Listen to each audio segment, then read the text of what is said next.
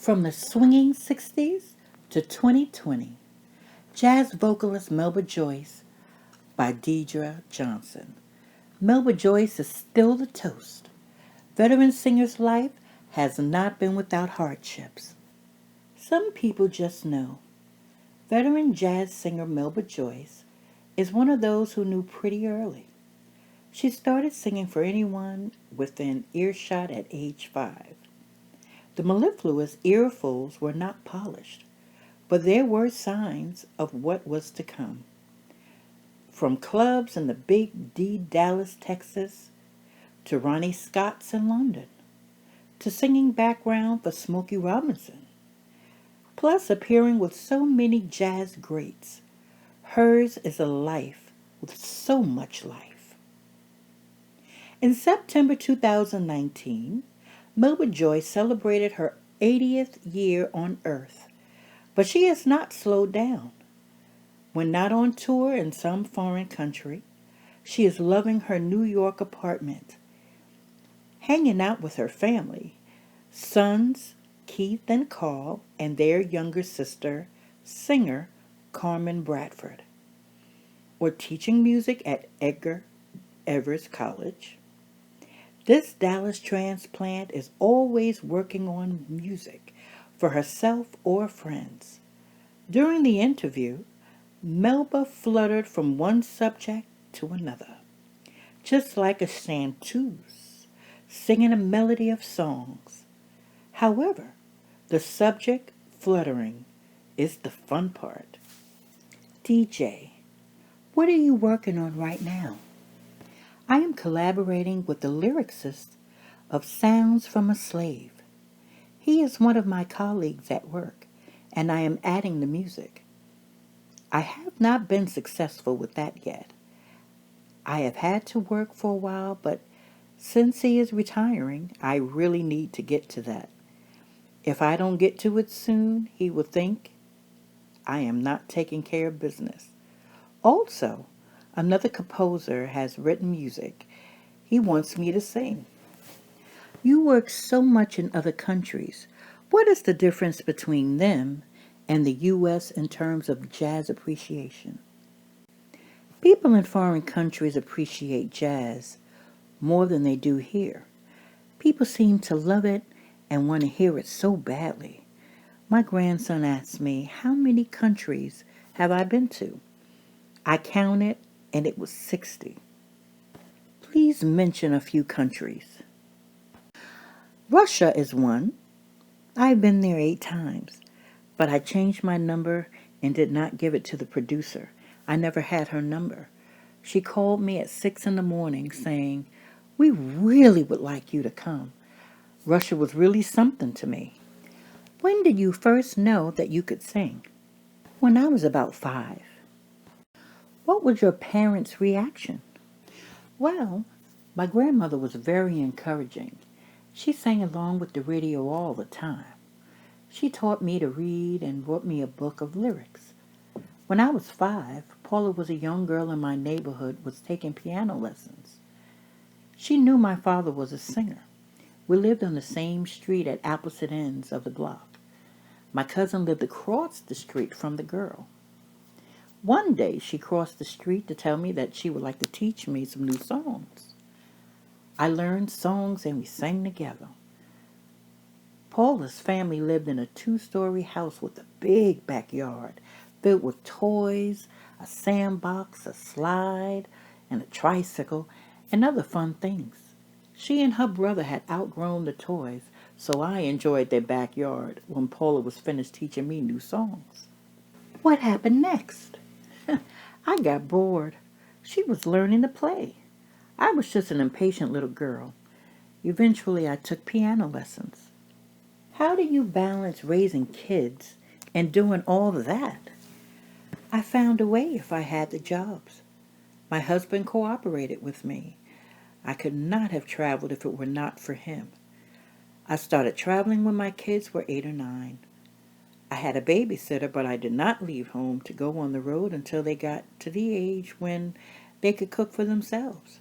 Before that, I sang in Dallas with the Red Tops. I went to jam sessions, and the guy who produced the jam sessions had me sing with the house band. Some of them worked with Ray Charles. I had a wonderful experience. I was involved with a group called the Jazz Society. We learned that Louis Armstrong was coming to town and got cheap tickets. The concert was at the State Fair Music Hall and a part of the Texas State Fair. So that night, a woman who led the group told me to come with her, and I was going to sing with Louis Armstrong.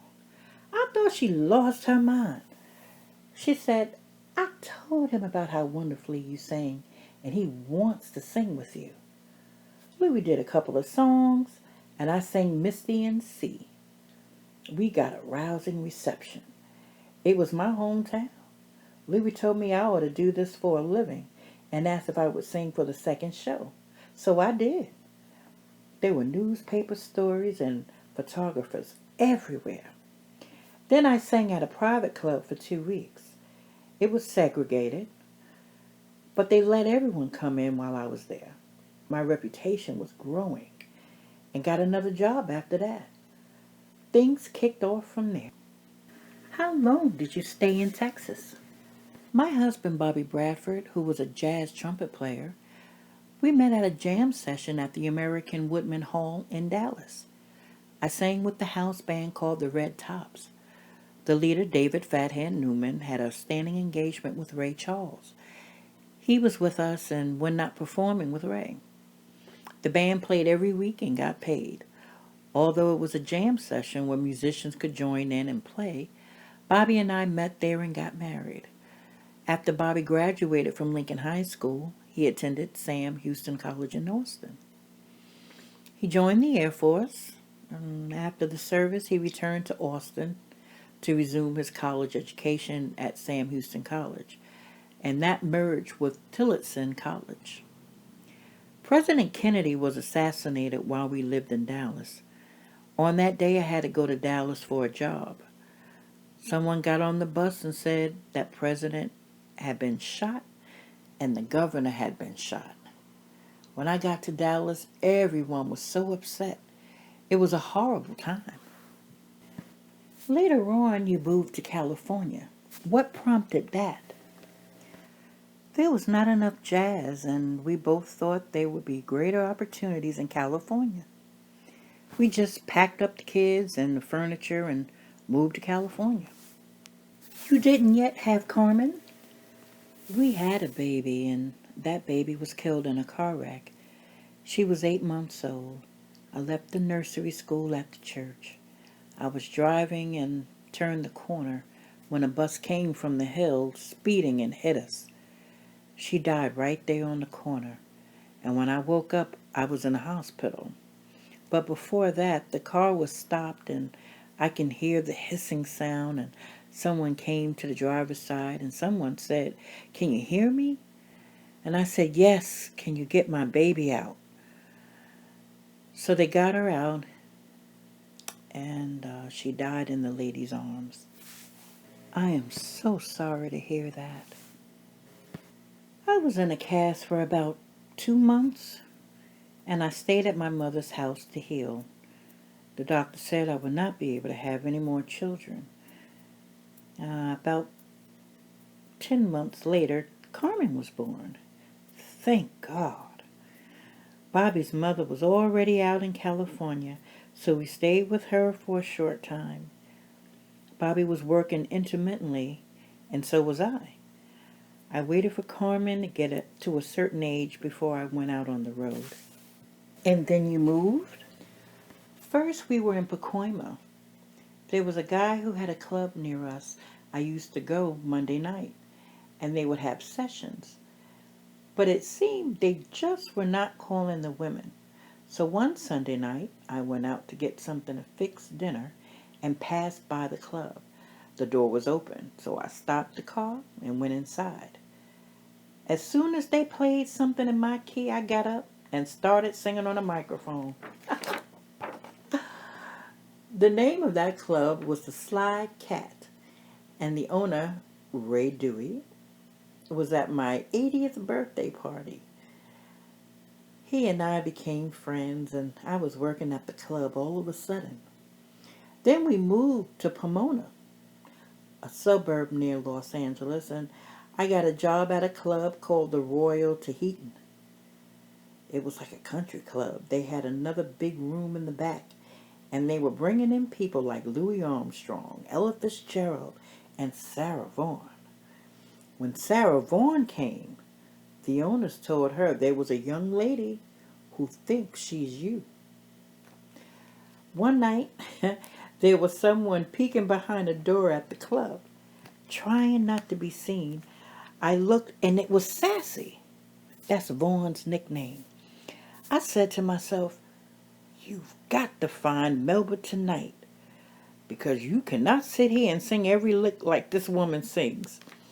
I changed my style, was introduced to Benny Carter, and started making good money. Benny Carter was an important musician in my career. Rex Stewart had just come off the road with Duke Ellington. He made a valuable observation about my singing and gave me Benny's contact information. Benny wrote themes for TV shows.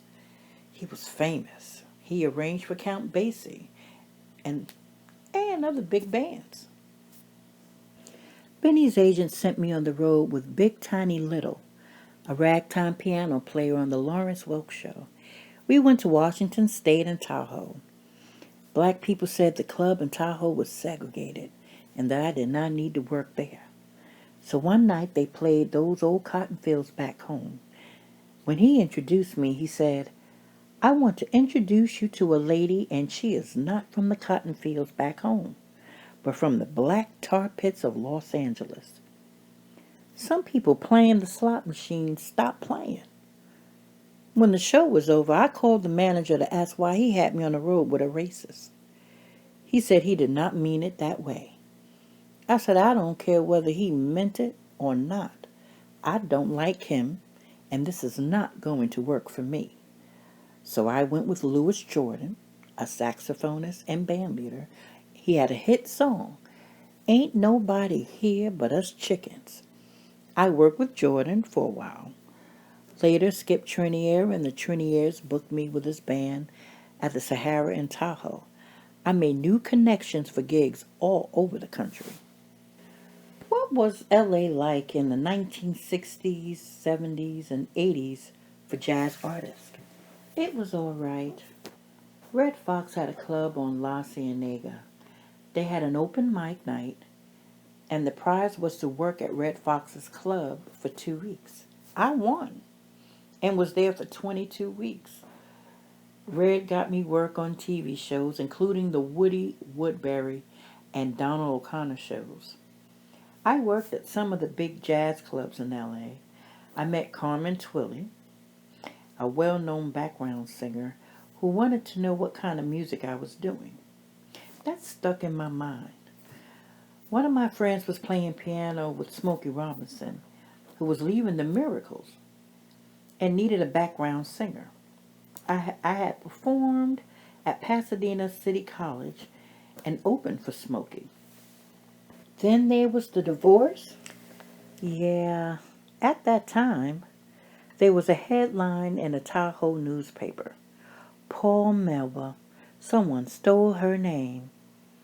Melba Moore was in Purley on Broadway. Her name was Beatrice Melba Hill, and she changed it to Melba Moore. And there I was with my name, trying to get a divorce. I had to decide whether to spend money on that situation or the divorce. I chose to get the divorce. How did you ensure that your talented daughter Carmen found her way? Carmen inherited my voice, but God placed her where she belonged. She was dating a pianist who opened for the Count Basie Orchestra. They agreed that he could have a girl sing with his band. He brought Carmen, and Basie heard her.